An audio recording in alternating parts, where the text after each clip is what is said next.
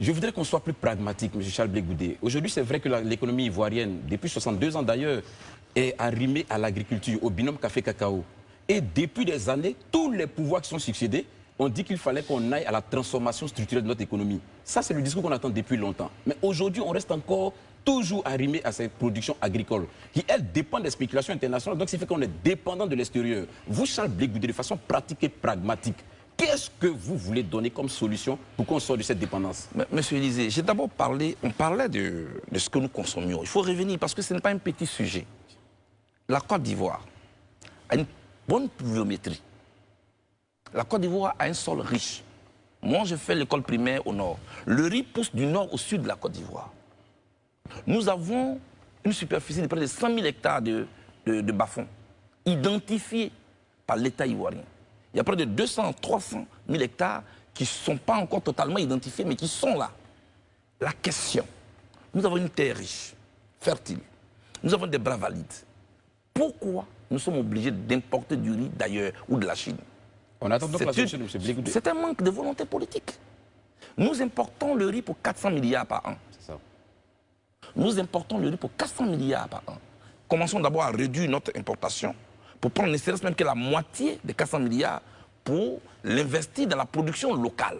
Ce qui pourrait nous amener à un stade d'autosuffisance avant de tendre vers la sécurité alimentaire pour finalement aboutir à la souveraineté alimentaire, c'est-à-dire consommer et puis ensuite exporter. Moi, je pense que nous n'étions pas d'abord le premier pays producteur du cacao. Nous y avons travaillé, nous y avons investi et notre gouvernement à l'époque a encouragé les paysans à travers la Coupe nationale du progrès pour encourager les paysans à produire beaucoup plus de cacao. On peut le faire aujourd'hui pour le riz, on peut le faire aujourd'hui pour le manioc. Parce que quand on invoque que oui, il y a la guerre en Irak, ou il y a la guerre en Ukraine, c'est pourquoi les prix augmentent. Est-ce qu'on produit le manioc en Ukraine? Le garba, ça se fait en Ukraine? Mais c'est parce que nous donnons d'eau à ce qui est près de nous. Permettez-moi, Charles Blé Goudé. Pour moi, il faut investir dans la production locale. D'abord, ça, ce qui en ce qui concerne notre consommation. Il faut lancer un vaste programme d'industrialisation. Si nous restons dans cette économie des rentes, basée sur la vente et l'exportation de nos matières premières, mais on va rester dans 5 ans, dans 50 ans, dans 60 ans, dans cette même situation. Moi, je suis convaincu que cela est possible. Très bien. Vous dites que c'est ce que le gouvernement ivoirien dit. Moi, je ne suis pas encore aux affaires. Le jour où je vais solliciter le mandat des Ivoiriens, je viendrai avec une offre politique. Mais justement, c'est à ce propos-là que je voulais vous interpeller, Charles Blé Goudé. À un moment de votre carrière, vous parliez aux oreilles du roi. Est-ce qu'il vous est arrivé à un moment donné, vous qui avez fréquenté des régimes, de faire ce genre de propositions-là?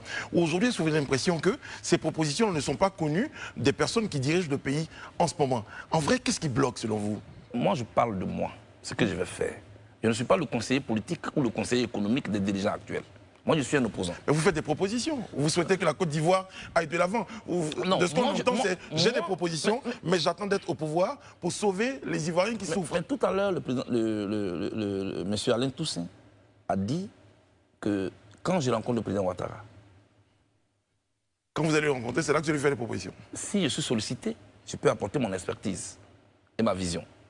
Mais vous savez, les gouvernants ont ceci en commun de toujours rejeter ce qui vient de l'opposant. Et pourtant, autour des questions nationales, on peut appeler toutes les compétences du pays. Pour moi, cela est important. Je dis qu'il faut encourager la production massive de ce que nous consommons, pour ne pas dépendre de l'extérieur. La souveraineté commence par là. Parce que nous consommons, parce que nous mettons dans notre assiette. Moi, je suis gêné que la Côte d'Ivoire importe du riz d'un pays qui est au même niveau de tout développement que nous, la Chine. Dans les années 80, quand on était à l'école, on nous enseignait. Ils ont faim parce qu'ils sont nombreux. Ils sont nombreux parce qu'ils ont faim. On parlait des Chinois. Aujourd'hui, ils nous ont laissé au sous-sol du sous-développement. Ils concurrencent l'économie occidentale. Mais c'est de par la vision de leurs leaders qu'ils y sont arrivés. Ce n'est pas Dieu qui est descendu pour transformer la Chine. Très bien. Ok. Monsieur Charles Blé Goudé, on va faire de l'économie fiction. Parce que c'est vrai qu'on parle de beaucoup de théories, mais on peut déjà aller sur des choses assez simples. Aujourd'hui, on est confronté à la hausse des prix des denrées alimentaires, des denrées alimentaires et des produits pétroliers qui ont un impact réel sur notre société. Monsieur Charles Blé Goudé, vous êtes devant les Ivoiriens. Quelle solution pour endiguer cette situation? Il n'y a pas 1000 solutions. Il y a une seule solution. faut investir dans la formation. Il faut investir dans l'éducation. C'est l'éducation qui transforme. C'est l'éducation qui produit des cadres qui sont à même d'aller en haute main pour explorer notre sous-sol. Est-ce que vous êtes à même aujourd'hui de regarder cette caméra et dire qui explore notre sous-sol? Nous avons du pétrole. Mais les gens nous donnent ce qu'ils peuvent et ce qu'ils veulent. Parce que nous n'avons pas les moyens d'explorer. Nos ingénieurs que nous formons, ils servent à quoi? Donc il faut investir dans l'éducation. C'est tout ce que moi je peux vous dire ce soir. Très bien. Il faut investir dans l'éducation. L'Inde est passée par l'éducation. Le Brésil est passé par l'éducation. Ce n'est pas difficile. On a noté l'éducation. Et pourtant, c'est que nous cherchons. Oui, nous voulons notre souveraineté. On quitte la France, on va aller vers la Russie. Et on quitte la France, on va aller vers la Chine. C'est-à-dire qu'on cherche toujours avec des sacs au dos. C'est noté. Pourquoi on ne peut pas s'inventer nous-mêmes et s'assumer? Très bien. Charles Blégoudet, on a le JT dans quelques secondes. On va vous permettre de souffler un tout petit peu avant de revenir. Mais avant, Élisée, vous avez votre proverbe avant de partir. Oui. Le nombre de cheveux blancs ne définit pas la sagesse. Très bien. Quand la calvitie arrive au village, que les vieux sont absents, elle tombe sur la tête des jeunes. Bravo.